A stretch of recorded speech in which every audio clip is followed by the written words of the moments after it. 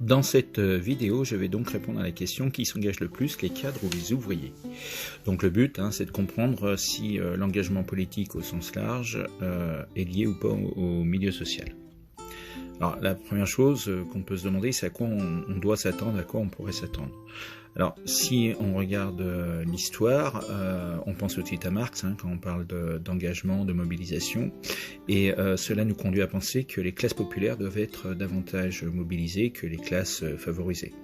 Pour la raison suivante, ce sont ces classes populaires qui sont dans une situation, on va dire, défavorable et qui sont notamment victimes d'inégalités dans différents domaines.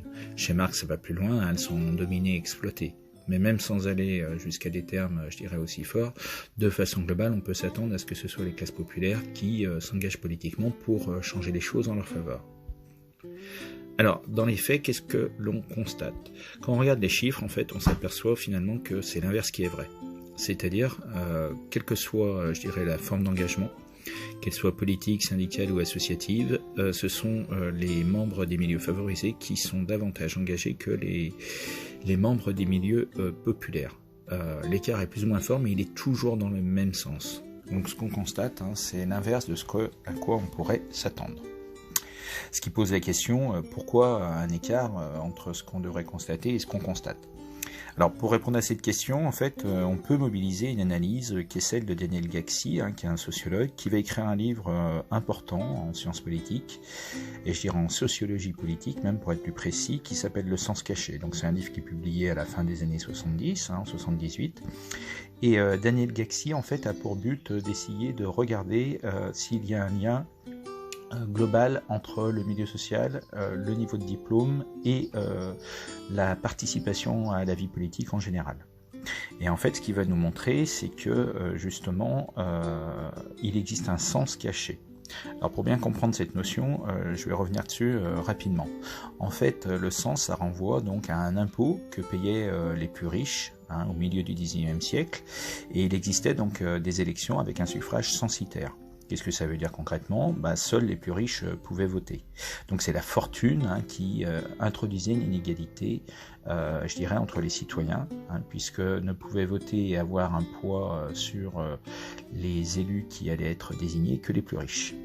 Et en fait, ce que nous montre Daniel Gaxi, c'est que bien sûr qu'on est passé au suffrage universel en 1848 pour les hommes et 1945 pour les femmes, mais qu'à la place, on a un sens caché qui est le diplôme.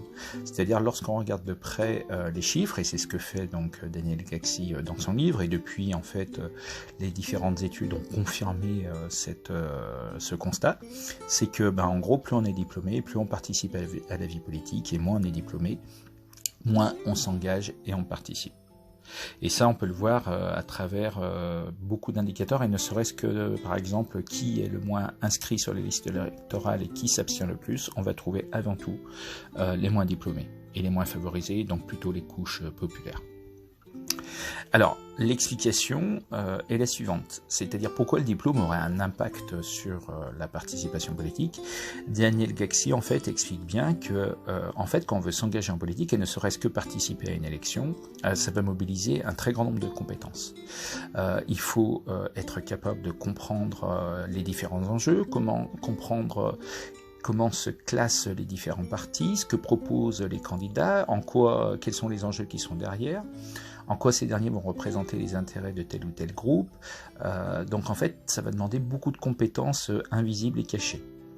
La deuxième chose, c'est que si on s'engage en politique, ça va mobiliser encore d'autres compétences. Il va falloir être capable d'organiser une réunion, animer une réunion, rédiger des tracts ou des articles.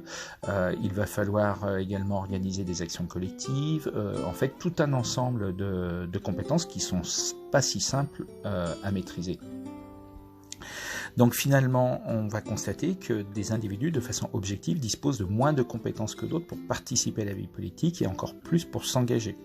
Mais il va se rajouter une chose très importante pour Daniel Gaxi, c'est que les gens, en plus, ne vont pas avoir le sentiment de cette compétence. Ils vont avoir l'impression qu'ils ne comprennent pas, que ça leur échappe, qu'ils n'en sont pas capables, qu'ils ne sont pas légitimes.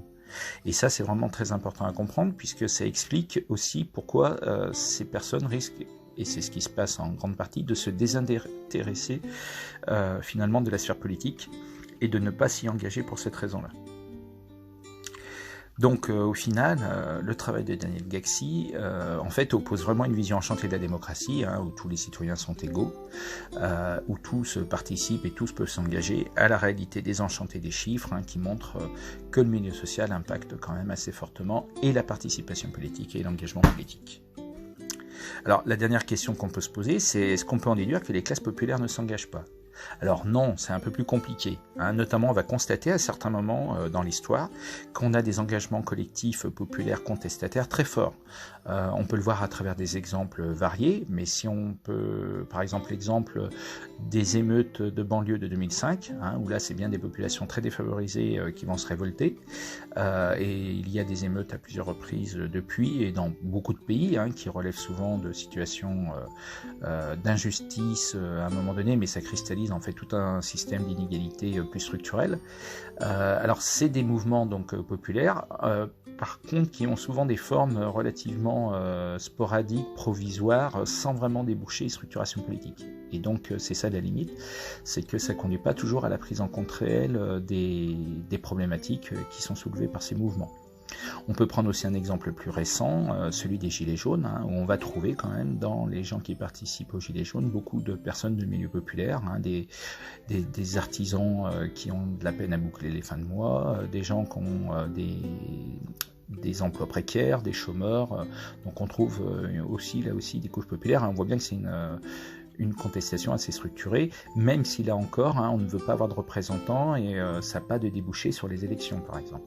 Donc c'est un peu ça la limite. Donc au final, si on résume, dans la démocratie actuelle, on a encore quand même une forme de hiérarchie entre les milieux sociaux dans leur participation à la vie politique et dans leur engagement.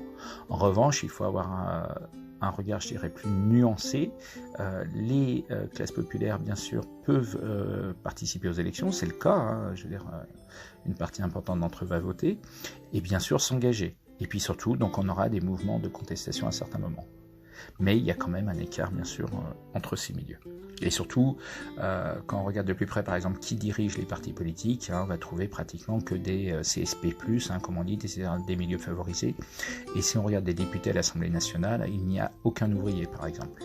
Et les CSP+, représentent 90% des députés.